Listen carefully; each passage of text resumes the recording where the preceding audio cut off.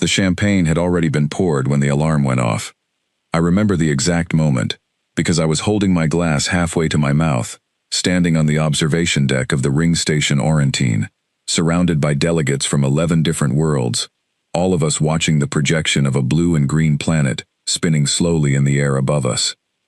Earth, the planet everyone in that room had come to toast the death of.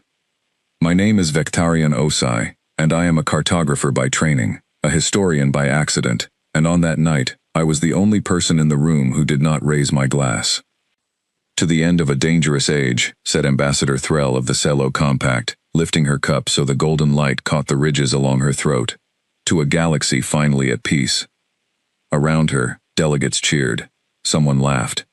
Someone else began recounting, for perhaps the 10th time that evening, the story of the human colony fleet that had tried to force its way through the Threll corridor 40 years ago, and how the joint quarantine fleet had ended that ambition in a single afternoon. It was one of a dozen stories like it, all leading to the same place. Humanity had been loud, fast, hungry, and reckless, and one by one, every world they touched had eventually gone silent. Their homeworld had gone dark last of all, 4 decades ago, and no signal, no ship, no whisper had come from that direction since. Tonight, the Compact had finally declared it official. Homo sapiens, extinct. I did not share the mood. I never had, not because I admired humans, but because something about the silence had always bothered me. A species that fought as hard as they did, that expanded as fast as they did, simply did not fade out quietly. Wars end in surrender, in treaties, in wreckage that can be counted and catalogued. This had ended in nothing, just an absence, stretching longer and longer, until absence became easier to believe than the alternative. I was still holding that thought when the alarm cut through the music. It was not loud, it was not even meant for the room. It came from a comm panel near the far wall, a small chime, meant only for technical staff, but the room was quiet enough that everyone heard it, and quiet enough that everyone saw the young technician, a fair-eye named Dost, go pale as he read his display. "Ambassador," he said, and his voice cracked slightly on the word. "You need to see this." Threll set down her glass. "See what?" "The Sol relay beacon," Dost said, "the one on the edge of the old human system. It has been dormant for 41 years. He looked up. It just came back online. Nobody moved for a long moment. Then the laughter started again, quieter this time, edged with relief instead of joy. "Equipment failure," someone offered.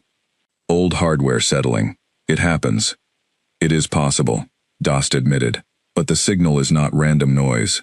It is structured. It is a call and response pattern, the kind used for identification and rally." "Rally for what?" Threll asked. "There is no one left to rally." I set my own glass down on the nearest railing, because my hands had started to feel unsteady, and I walked toward the technician's station before anyone could stop me. "Show me," I said.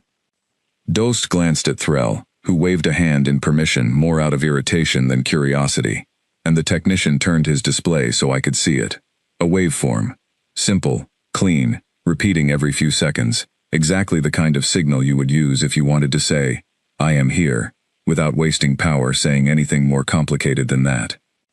"How old is the beacon itself?" I asked. "Older than the war," Dost said. "It predates even the first quarantine actions. Some kind of automated relay left over from before the fighting started. And it has been silent this entire time." "Completely. Until tonight." Dost nodded, and something in his expression told me he understood why that timing mattered, even if he could not yet say why out loud. Tonight, of all nights. The night the Compact chose to declare humanity finished. I stayed at that console far longer than the celebration around me continued, watching the signal pulse, again and again, patient and steady, like something waiting for exactly this moment to wake up. Around midnight station time, the party began to wind down.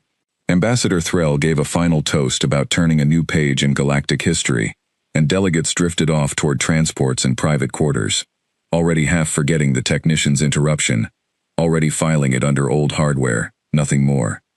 I did not forget it. I stayed until the observation deck was nearly empty, until only a handful of staff remained cleaning glasses and dimming lights, And that was when the second signal arrived. Dost found me still at the console, and practically ran the last few steps toward me, his tablet held out like it might bite him. "Cartographer Osai," he said, "you should see this before I report it." I took the tablet from him. On it was a star chart, one I recognized instantly, because I had helped draft an earlier version of it myself. It marked every system once touched by human colonization, color-coded by status. Green for active, yellow for contested, red for destroyed or abandoned. By the time the war ended, the entire chart had gone red, one system at a time, until nothing green remained. Except now, on the chart in my hands, one of those red systems had turned back to green. "Where is this?" I asked, though some part of me already suspected the answer would matter more than I wanted it to. "System designation, Corvain Delta," Dost said, 300 light-years from Sol, a human colony world. Officially glassed 22 years ago during the second quarantine action, there should be nothing left down there but craters and dust. And yet it just answered the beacon, Dost said. The exact same call and response pattern, structured, deliberate, and clean. I looked at that single green dot sitting alone on a chart otherwise soaked in red, and I felt something cold settle into my chest, the particular kind of cold that comes not from fear of the unknown, but from the sudden suspicion that you have been wrong about something important for a very long time. "Has anyone else seen this?" I asked. "Not yet. I came to you first." "Why me?" Dost hesitated, glancing back toward the mostly empty deck, the last few delegates drifting out through the far doors. "Because you were the only one who did not toast tonight," he said. "I thought you would want to know, before the others decide what it means for you." He was more right than either of us understood at the time. I told him to keep the signal quiet for a few hours, while I checked something myself, and he agreed, though I could tell it cost him something to sit on information that large. I spent those hours pulling up every archive I could access on Corvain Delta, and what I found only deepened the unease sitting in my chest. The official compact report on the system's destruction was thinner than it should have been for an operation of that scale. No independent verification, no follow-up survey. Just a single fleet report claiming the surface had been rendered uninhabitable, filed and accepted without question, because by then, nobody wanted to spend more resources double-checking the extinction of a species everyone had already decided to stop worrying about. By the time the station's early cycle lights came up, 3 more colonies had answered. Not new signals, not new discoveries. Systems already marked red on every chart in compact space. Places we had been told for years held nothing but debris and dead soil, each one responding to that same patient beacon from Sol, with the same structured pulse, over and over, like a chorus, slowly finding its voice again, after a very long silence. I brought what I had to Ambassador Threll myself, before Dost could be blamed for delaying it, and I will admit, I expected her to dismiss me the way she had dismissed the technician the night before. Instead, when she saw the chart with 4 green dots glowing where there should have been none, her expression did something I had never seen from her in the years I had known her. It went blank, the particular blankness of someone recalculating everything they believed to be true, all at once, and not liking any of the numbers they were getting. "This cannot be verified data," she said quietly. "It has to be some kind of interference. An echo. A recording left running on old equipment." 4 separate systems, I said. 4 separate responses. All different signal signatures, all responding to the same call within hours of each other. "That is not an echo, Ambassador. That is a conversation." "A conversation with whom?" I did not have an answer for that yet, and I told her so honestly, because I did not believe in offering false comfort, even to someone who clearly wanted it. What I did tell her was this: whatever had gone quiet 40 years ago had not been destroyed. It had been waiting. And now, for reasons none of us yet understood, it had decided the waiting was over. Threll called an emergency council session within the hour, gathering delegates who had gone to bed still smiling about the end of a dangerous age, dragging them back into a room that suddenly felt far too small for the number of empty champagne glasses still sitting on its tables. I stood near the back as she presented the chart, watched confusion turn to disbelief, turn to something closer to fear, as more responses trickled in, even during the meeting itself. 5, then 6, then 7 systems, all supposedly dead, all suddenly speaking again. And through all of it, one thought kept circling in my mind, refusing to let me feel any of the relief the others seemed to expect a historian might feel at the correction of a mistaken record. If 7 dead worlds could answer a call that easily, after 40 years of silence so complete it fooled every survey, every fleet report, every historian in the compact, including me, then the silence itself had never been the absence of humanity at all. It had been a choice. And I did not yet know what they had spent those 40 years choosing to become. The council did not sleep that night, and neither did I. By the time the emergency session reached its 3rd hour, the number of responding systems had climbed to 11, and the mood in the chamber had curdled from disbelief into something closer to panic, dressed up as procedure. Delegates argued over wording. Some wanted the term anomaly used in any public statement. Others wanted resurgence. Nobody wanted to say the word that was actually sitting in every mind in that room, which was simply survival. Ambassador Threll finally turned to me near the end of that session, her patience worn down to something thin and brittle. "You are the one who noticed this before anyone else," she said, "so you will be the one who confirms it in person. I want a fact-finding mission sent to the nearest responding system, and I want you leading it." I had expected many things that night, but not that. I am a cartographer, Ambassador, not a diplomat, and certainly not a soldier. "Which is exactly why you are going," she said. "I do not need someone who will start another war down there. I need someone who will look at what is actually on the ground and tell me the truth, even if the truth is inconvenient." She paused, and for just a moment, the exhaustion in her face looked almost human, which struck me as a strange thing to notice given everything else happening that night, especially if it is inconvenient. The nearest responding system was Corvain Delta, the same colony that had turned green on the chart in the first hours of the crisis, 300 light-years from Sol, and 22 years past its supposed destruction. A small survey vessel was assigned to me within the day, crewed by a skeleton team who had all, in one way or another, spent their careers studying humanity from a very safe distance. None of us had ever expected to meet one in person. None of us were certain we still could. The journey took 12 days, and I spent most of them reviewing every scrap of information the compact had ever gathered on Corvain Delta, trying to reconcile the thin, hurried destruction report with a colony that had apparently just spoken clearly enough to be heard across 300 light-years. The report described a fleet action, standard quarantine procedure, orbital bombardment sufficient to render the surface uninhabitable. It listed no survivors, no follow-up survey, and no images taken after the operation concluded. At the time, I remember thinking that was simply how the war had been fought in its final years. Fast, brutal, and increasingly uninterested in verifying its own outcomes. Now I wondered how many other reports in that same archive had been just as thin, just as convenient, just as unverified. We dropped out of transit at the edge of the system on the 12th day, and the first thing I noticed was that Corvain Delta's star looked exactly as it should, a calm yellow sun, with nothing unusual in its light, nothing to suggest the violence supposedly done to the world orbiting it. The second thing I noticed was that we were not alone. Sensors picked up debris fields scattered through the outer system, exactly where the destruction report said they should be. Twisted metal and cold hulks drifting in slow orbits, the visible remains of a colony fleet that had, by every appearance, been destroyed decades ago. My crew relaxed slightly at the sight of it, because it matched the record, because it looked like confirmation rather than contradiction. I did not relax.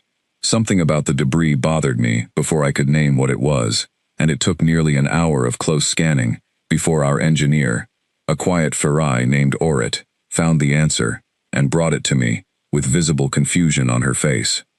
"Cartographer," she said, "this wreckage is wrong." "Wrong how?" "The metal fatigue does not match 22 years of exposure. Some of these hulls are corroded, as if they have been out here for decades, yes, but the internal components, where I can scan them, are far too clean. No radiation scarring consistent with the weapons used in the original quarantine strike. No hull breach patterns consistent with orbital bombardment at all."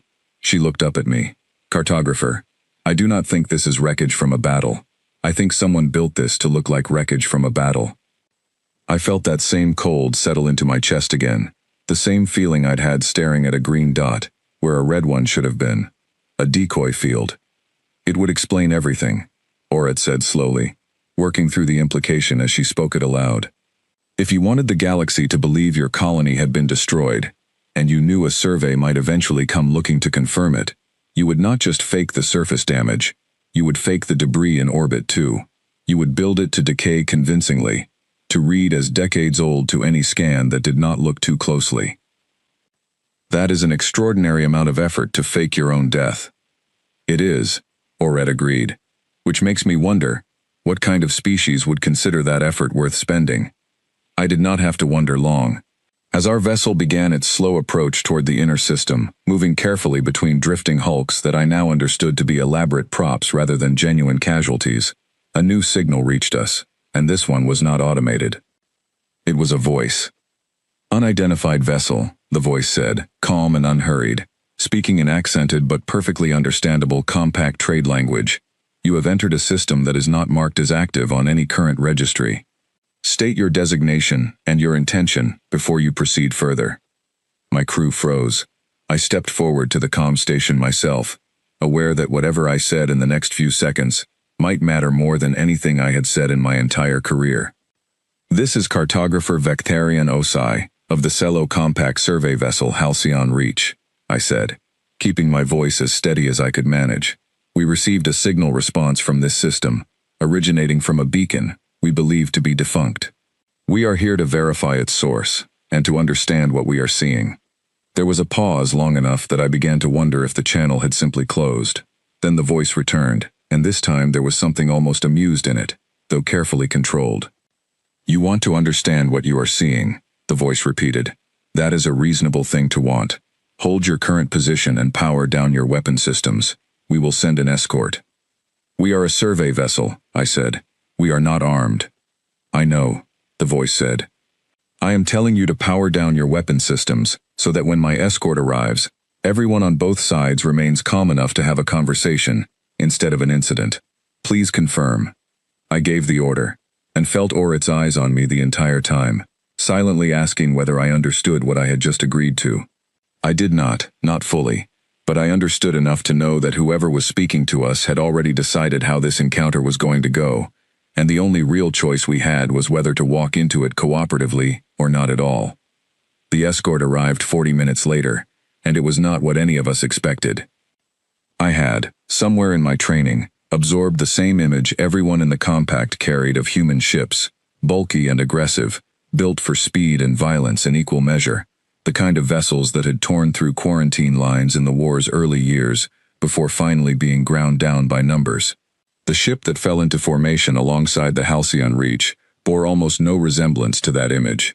It was sleek, quiet, its hull marked with faded but deliberate patterns that Orit identified, after a moment's study, as camouflage designed to scatter certain kinds of long-range scans. It did not look like a warship preparing for battle. It looked like something built to be overlooked. They have been hiding, Orit murmured, almost to herself, not surviving in ruins, hiding, on purpose, and getting very good at it. A second voice came through the comm, different from the first, lighter, quicker, with an edge of genuine curiosity in it, rather than careful control. Halcyon Reach, this is Escort Vessel Wayfinder, the voice said. I'm Lieutenant Grace Whitfield. We're going to bring you in nice and slow, and I promise nobody is going to touch your ship or your crew. I know this is probably the strangest day you've had in a long while. I'd like it to stay that way, instead of getting worse. Lieutenant, I said carefully, may I ask a direct question? You can ask. Can't promise I'll answer everything. Is this Corvain Delta, the colony reported destroyed 22 years ago? There was a short pause, and when Whitfield answered, there was something almost gentle in her tone, the tone of someone delivering news she had clearly expected to deliver eventually, just not quite this soon. It is, she said, and it isn't destroyed. It never was. You're about to see something your compact hasn't seen in a very long time, cartographer. I'd get comfortable, if I were you. We followed the Wayfinder inward, through the false debris field, past props built to convince the galaxy of a lie that had apparently worked for 22 years. And as the planet itself finally swung into view on our forward display, I understood, with the particular clarity that only arrives after a long, slow dawning of dread, that everything the compact believed about the ending of humanity had been built on exactly the kind of wreckage we had just passed through. Convincing from a distance, hollow up close, and deliberately, carefully designed so that no one would ever think to look any closer than that, until the day someone finally did. The planet itself looked nothing like the report had described.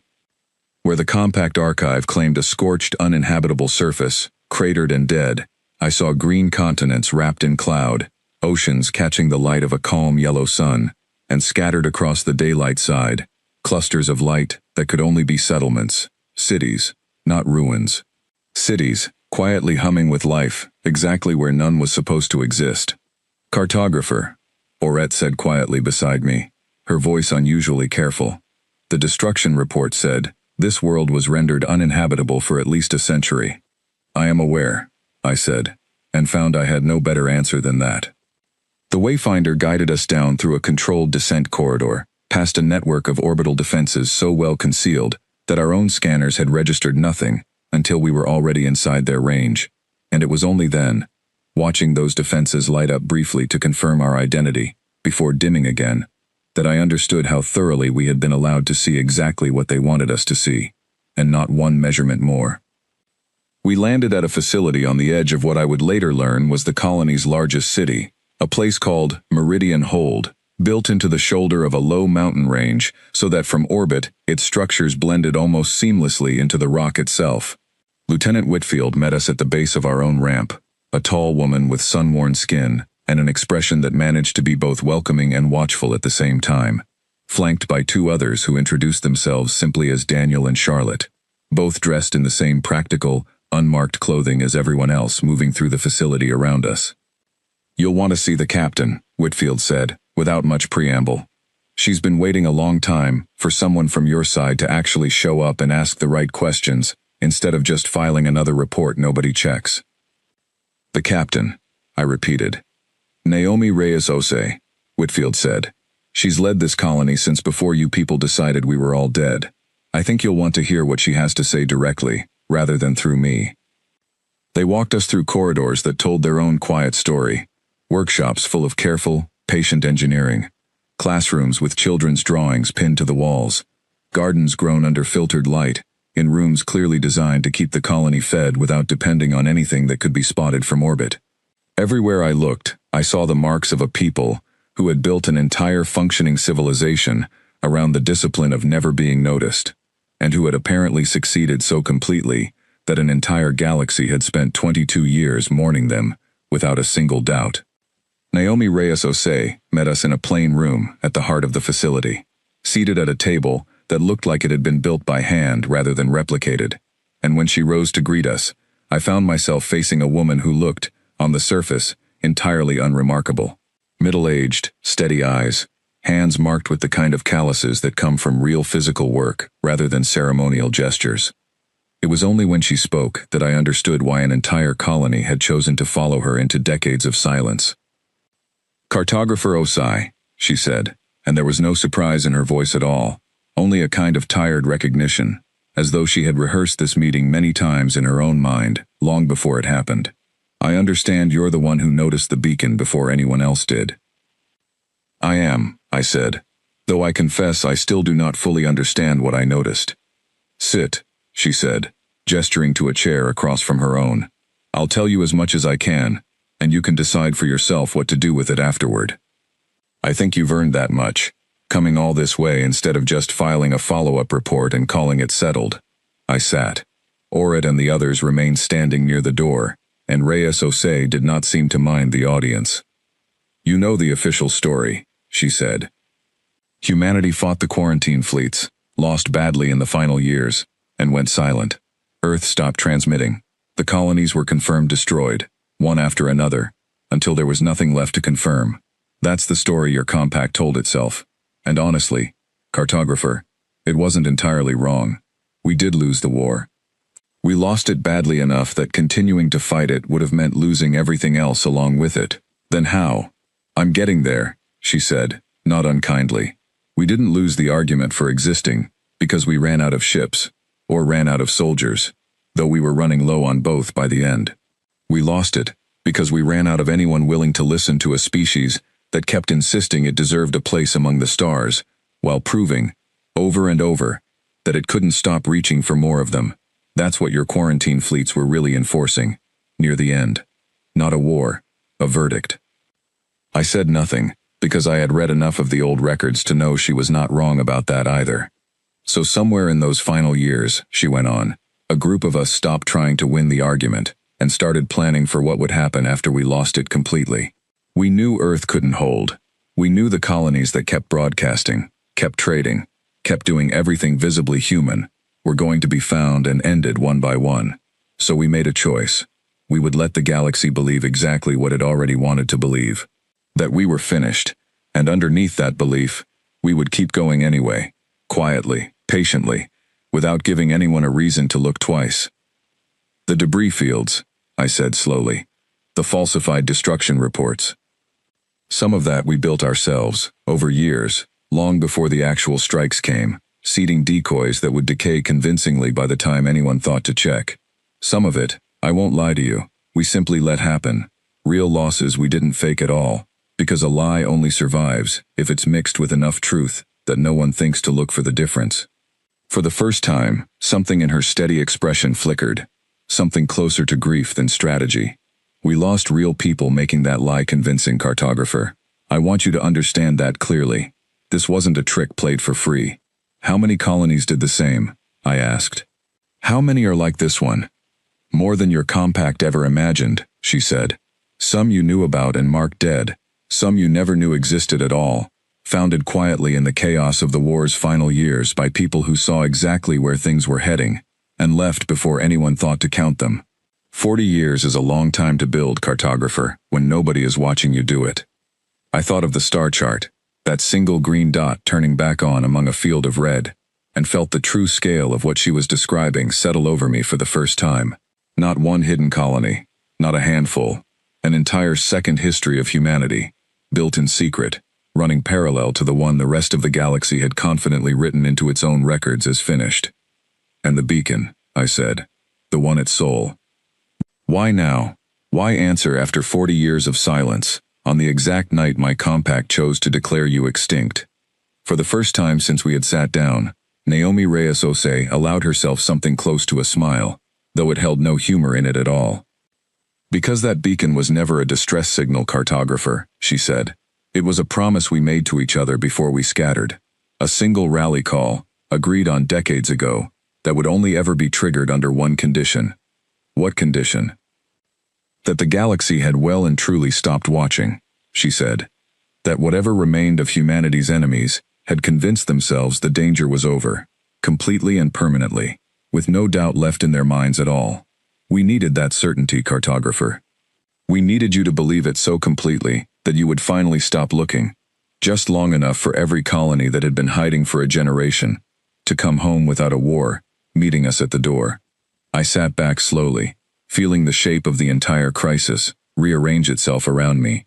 The gala, the toasts, the confident, relieved declaration of extinction that Ambassador Threll had made with such certainty only days earlier. It had not simply been an unfortunate coincidence of timing. It had been the trigger itself. You were waiting for us to celebrate, I said quietly. We were waiting for you to believe it, Reyes-Osei corrected gently. The celebration just happened to be the clearest proof we'd been listening for. A species doesn't throw a party over an enemy it's still afraid of, cartographer. It throws a party when it's finally convinced there's nothing left to fear. She met my eyes without flinching. You gave us that proof yourselves, in front of the whole compact, on a night none of you thought anyone was still listening. And every colony that had been waiting for exactly that signal heard it, and answered. I thought about Dost's pale face at the console, the first pulse of the beacon breaking through a party built on the assumption of humanity's ending, and understood, with a chill that had nothing to do with the room's temperature, that we had not stumbled onto a secret at all. We had been watched into revealing that it was finally safe to end one. What happens now? I asked, because it was the only question left that mattered. Naomi Reyes-Osei rose from her seat, and for a moment, she looked less like a colony leader, and more like someone bracing herself for a task she had been dreading and preparing for in equal measure. for longer than I could imagine. Now, she said, the rest of us come home. All of us. All at once, exactly the way we planned. And your compact is going to have to decide, very quickly, whether it wants to meet a species it thought it had already finished, on terms that are no longer entirely its own to set. She walked to the room's single window, looking out over a city the galaxy had spent 22 years believing was rubble, and I found I had no argument to offer her, because everything I had seen since stepping off my own ship told me she was simply describing what was already, unstoppably, underway. The return journey to Orantine took 12 days, and every single one of them arrived carrying worse news than the last. I received the updates in fragments, relayed through the Halcyon Reach's comm system in Ambassador Threll's increasingly strained voice, each transmission a little tighter than the one before it. By the third day, the number of responding systems had climbed past 30. By the sixth, it had passed 60, and among them were names that appeared on no compact chart at all, colonies founded quietly during the war's final chaos, and never once detected, now simply announcing themselves as though they had always had every right to exist. They are not attacking anything, Threll told me on the 9th day, and I could hear, even through the distortion of deep space transmission, how carefully she was choosing each word, as though the wrong one might tip something irreversible. That is what frightens the Council more than an attack would. If they were attacking, we would understand what we were looking at. This is worse. This is patience. By the time the Halcyon Reach finally dropped back into range of Orantine Station, the mood I returned to bore no resemblance at all to the celebration I had left. The observation deck where champagne had been poured in confident, careless toasts had been converted into a full emergency command center. Delegates crowded around projection tables, showing a star chart that had, in the space of 2 weeks, turned almost entirely green, where it had once been almost entirely red.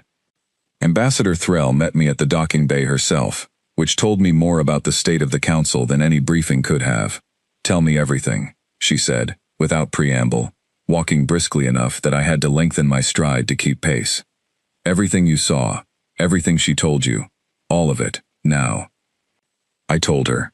I told her about the false debris fields built to decay convincingly across decades, about cities hidden in mountains, and gardens grown under filtered light, about a rally signal agreed upon before the war's final defeat, and held in reserve for exactly the moment the galaxy stopped watching closely enough to notice it triggering.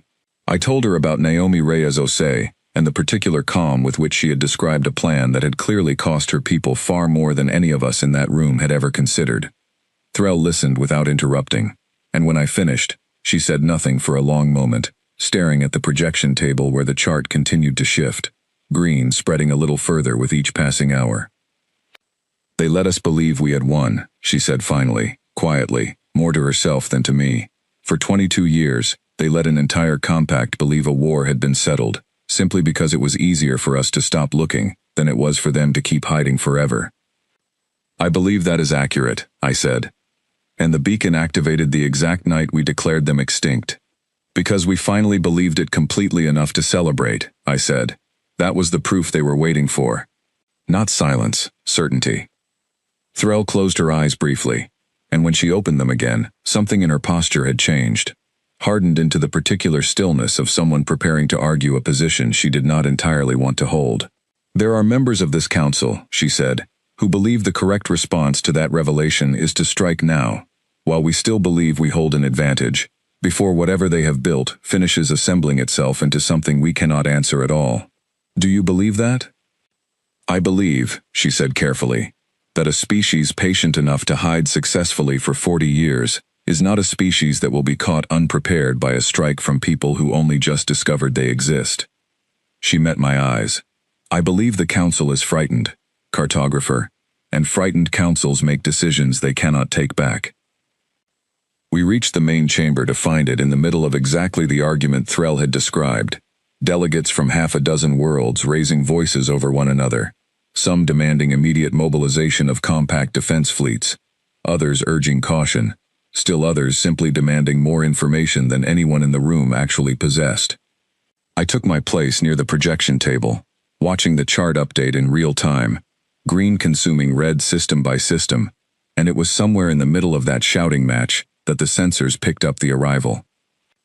A single vessel, dropping out of transit at the edge of the Orantine system, unannounced, unescorted, and entirely unhurried. The chamber fell silent almost instantly, every delegate turning toward the projection as the ship's profile resolved into detail.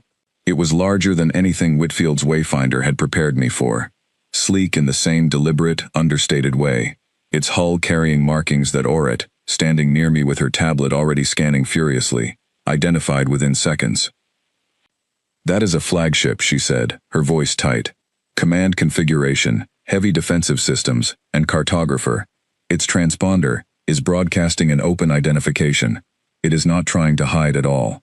"Who is aboard?" someone in the chamber demanded. The answer came not from our own scanners, but from the ship itself, a single transmission arriving on every open channel across the station simultaneously, calm, measured, and utterly without apology. "This is Fleet Commander Naomi Reyes-Osei," the voice said, and I recognized it instantly from the plane room in Meridian Hold where I had sat across from her only weeks earlier. "I am requesting permission to dock at Orantine Station, unarmed escort, to address the full Compact Council directly. I believe several of you already have some understanding of why I am here." The chamber erupted into fresh argument, half the delegates demanding the ship be turned away or fired upon before it came any closer, the other half insisting that any hostile action now, against a single vessel that had announced itself openly rather than attempting to strike unseen, would be both strategically foolish and impossible to justify afterward. I watched Ambassador Threll standing very still at the center of it all, and understood that whatever she decided in the next few minutes would likely be remembered, one way or another, for as long as either species survived to remember anything at all. "Ambassador," I said quietly, stepping close enough that only she would hear me over the noise. She did not have to announce herself. She did not have to come alone, in a single ship, transmitting an open identification for every sensor in this system to see. If she wanted to demonstrate strength through violence, Ambassador, she has had every opportunity to do so already, across 60 responding systems and rising, and she has not taken a single one of them. Then what is she demonstrating? "That she does not need to," I said, "and I believe that frightens this council far more than an attack would have, because an attack, at least, would be something we already know how to answer." Threll looked at me for a long moment, then turned back to the chamber, raising her voice over the arguing delegates, with the particular authority of someone who had finally decided which risk she was willing to take. "Stand down defensive systems," she said. "Grant the vessel docking clearance. And clear this chamber for a full council session." She looked around at the frightened, uncertain faces surrounding her. "We celebrated an ending 2 weeks ago that was never actually ours to declare. I think it is past time we found out, directly, what we are actually facing, instead of what we assumed." The order went out, and across the chamber I watched the projection update one final time as the flagship began its slow, unhurried approach toward the station, exactly as calm and exactly as patient as everything else I had witnessed since the moment that first beacon had broken a silence 40 years in the making. Nobody in that chamber spoke for a long while after the docking sequence began. I think, in that silence, most of us were quietly reckoning with the same realization I had reached weeks earlier, standing over a technician's console, at a party meant to bury a species that had, in truth, simply been waiting the entire time, for exactly this moment, to walk back through the door. Naomi Reyes-Osei walked into the council chamber alone. No honor guard, no weapons visible on her person. She wore the same practical clothing I had seen on nearly everyone at Meridian Hold, and she carried nothing in her hands except a small data slate, which she set down on the central table without ceremony, before looking around at the assembled delegates, most of whom had gone very quiet at her entrance. "Thank you for allowing me to speak directly," she said. "I know that was not an easy decision for this council, given the last 2 weeks." Ambassador Threll rose from her seat at the head of the table, and I could see the effort it cost her to keep her voice level. "Fleet Commander, 2 weeks ago, this compact declared your species extinct. Now 63 systems we believed dead have answered a signal we did not know existed, and you have arrived here alone, aboard a flagship, announcing yourself openly. I think this council deserves to understand exactly what that means before anything else is discussed." "It means exactly what it looks like," Reyes-Osei said. "We are not extinct. We were never extinct. We made a choice, decades ago, To let this compact believe otherwise, because believing otherwise was the only way we were going to survive long enough to come back at all. And now that you have come back, Threll said, what is it you intend to do with that survival? I watched Reyes Ose's expression carefully in that moment, because I suspected, correctly as it turned out, that whatever she said next would matter more than anything said in that chamber for years afterward. I intend to ask this council a question first, she said, before I answer yours. Threll's jaw tightened slightly, but she nodded. Ask it. When your fleets glassed our colonies, Reyes Ose said, when your quarantine actions ended entire settlements, families, generations of people who had never fired a shot at anyone, did this compact ever once stop to verify that the threat you were answering still existed? Or did it simply keep applying the same solution, over and over, because it had become easier than asking whether the solution was still necessary? The chamber was silent. I saw more than one delegate look away, rather than meet her eyes, and I understood, watching them, that she already knew the answer, and had known it for a very long time. I am not asking to shame anyone in this room, she continued, before the silence could curdle into something defensive. I am asking because I think this compact owes itself an honest answer to that question, before we discuss anything else. Because the truth, Ambassador, is that my people did not disappear because we ran out of the will to fight. We disappeared because continuing to fight had stopped being a fight at all, and had simply become something your fleets did to us, again and again, whether or not we had given you fresh cause. That is one telling of events, Threll said carefully. It is not the only one. No, Reyes Ose agreed. It is not. There were years, early in that war, where my people gave this compact every reason to be afraid of us. We expanded too fast. We fought too hard. We treated every new system as though it existed only to be claimed, and we did not stop to ask what already lived there before we claimed it. I am not here to pretend humanity was blameless in how that war began, Ambassador. We were not.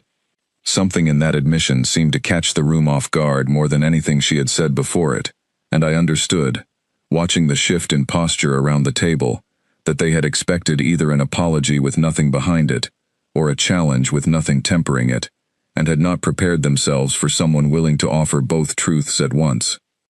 But somewhere in those final years, Reyes Ose went on, the war stopped being about anything we were still doing, and became simply about finishing what had already been started. Colonies that had gone quiet, that posed no active threat to anyone, were still targeted, still ended, because ending them was easier than reconsidering whether they needed to be ended at all. That is the part of this history I do not think this compact has ever honestly reckoned with, and it is the part that made hiding, rather than continuing to fight, or continuing to argue, the only path any of us had left. Ambassador Threll was quiet for a long moment, and when she finally spoke again, her voice had lost some of its earlier hardness. What is it you want from us now, Fleet Commander? 63 systems. Likely more to come. This council needs to understand what humanity intends to do with the strength it apparently kept hidden this entire time. I want exactly what I came here to ask for, Reyes Ose said. Recognition. Not domination. Not tribute. Not apology theater performed for its own sake.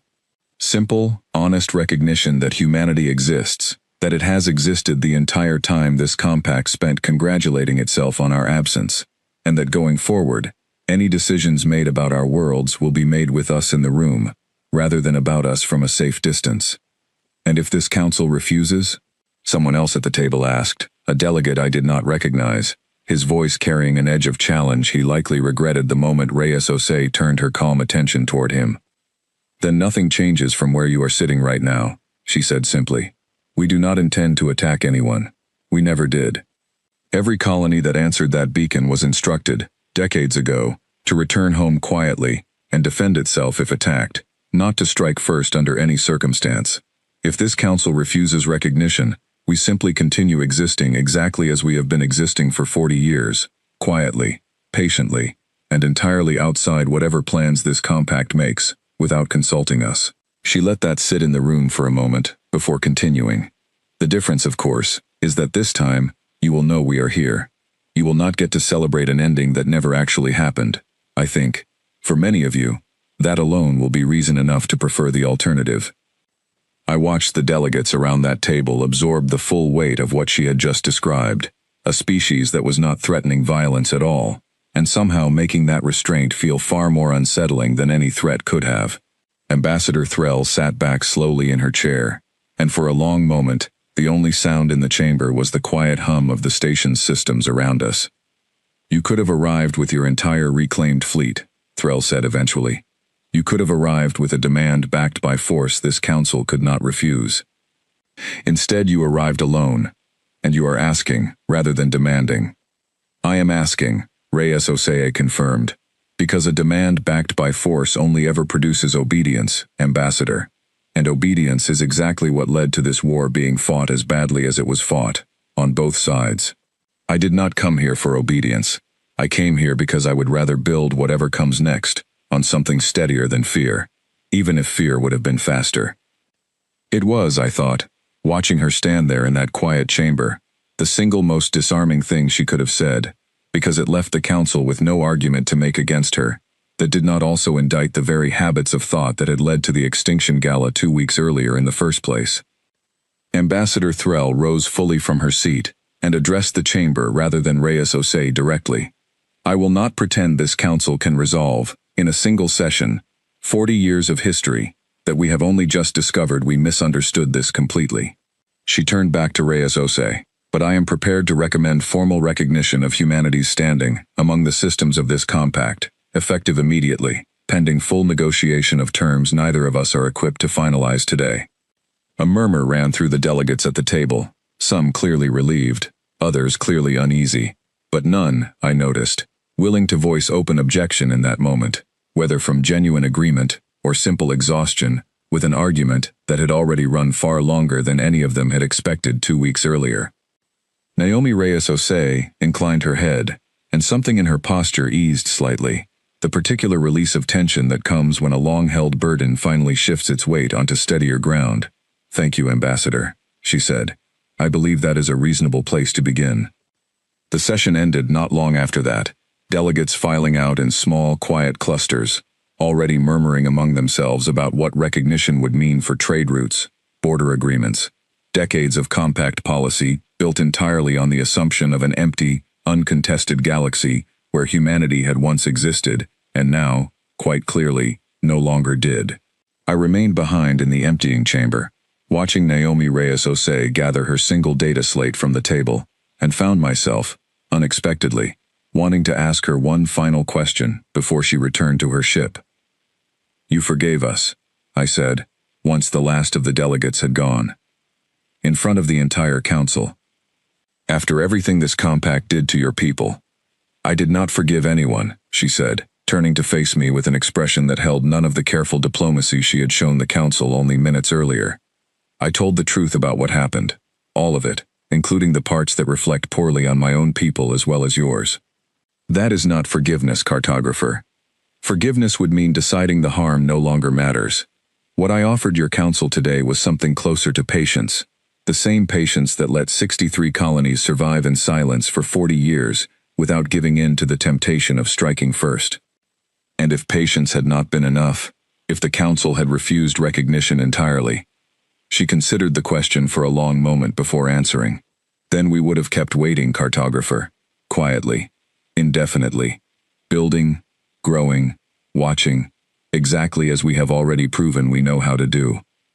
I think that possibility frightened your ambassador more than any fleet I could have brought with me today, and I think she was right to be frightened by it, because a species that can wait that long, that patiently, without losing itself in the waiting, is not a species that can simply be outlasted. I thought of the champagne glasses still sitting, half-finished, on tables across the observation deck, where this had all begun, a party thrown to celebrate an ending that had, in truth, never come close to happening, and I understood, standing in that emptied chamber, that the story I would eventually write about these weeks would have to begin with a mistake rather than a triumph. Not humanity's mistake, though there had certainly been mistakes enough on that side of the history to fill volumes of their own. Ours. The mistake of believing an absence, however long and however convincing, was the same thing as an ending. What happens now? I asked, echoing the same question I had asked her weeks earlier, in a plain room at Meridian Hold, though the answer this time carried none of the uncertainty the first had.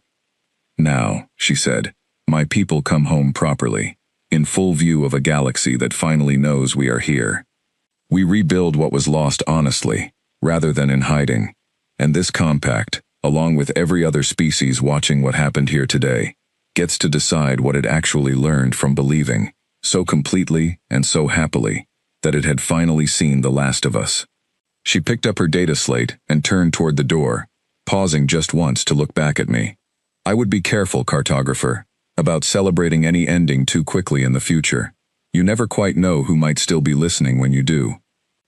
She left the chamber, and I remained behind a while longer, alone, among empty seats and dimmed lights, thinking about the beacon that had broken 40 years of silence at the exact moment a galaxy had finally convinced itself there was nothing left to fear, and about everything that silence had actually been hiding underneath it the entire time. I have spent the months since that council session writing and rewriting the history I was asked to compile, and I find, each time I return to it, that the central lesson refuses to simplify itself into anything as tidy as a moral. The galaxy did not survive humanity's extinction, because that extinction never happened at all. What it survived, instead, was humanity's patience, a patience built out of genuine loss and genuine restraint in equal measure, held steady across 40 years by people who could have struck the moment they regained enough strength to do so, and chose, again and again, not to. I do not know what becomes of the Compact's relationship with the newly recognized worlds of humanity in the years ahead. I do not know whether the trust Naomi Reyes Osei offered so carefully in that chamber will be honored as carefully as it was given, on either side of the arrangement. What I know is this. On the night a galaxy toasted the quiet ending of a species it had decided to stop watching, that species was listening the entire time, waiting only for the certainty that it was finally safe to answer. And when it finally did answer, it did not answer with the war everyone had feared. It answered, simply, by coming home.